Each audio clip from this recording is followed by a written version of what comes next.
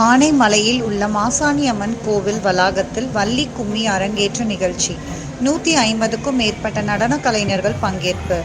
கோவை மாவட்டம் ஆனைமலையில் உள்ள மாசாணி அம்மன் கோவில் குண்டம் திருவிழாவை முன்னிட்டு மாசாணி அம்மன் கோவில் வளாகத்தில் ஸ்ரீ மாசாணி அம்மன் நற்பணி மன்றத்தின் சார்பாக வள்ளி கும்மி அரங்கேற்ற நிகழ்ச்சி நடைபெற்றது. இந்த நிகழ்ச்சிக்கு ஆனைமலை பேரூராட்சி தலைவர் திருமதி கலைசெல்வி சாந்தலிங்ககுமார், திமுக கட்சியின் மாநில பொதுக்குழு உறுப்பினர் திரு ARV சாந்தலிங்ககுமார் ஆகியோரின் தலைமையில் நடைபெற்றது. இந்த வள்ளி கும்மி நிகழ்ச்சியில் வண்ண விளக்குகள் நடுவே 150க்கும் மேற்பட்ட ஆண்கள் மற்றும் பெண்கள் ஒரே வண்ண உடை அணிந்து நாட்டுப்புற பாடல்கள் பாடி அதற்கு ஏற்ப நடனம் ஆடி மகிழ்ந்தனர்.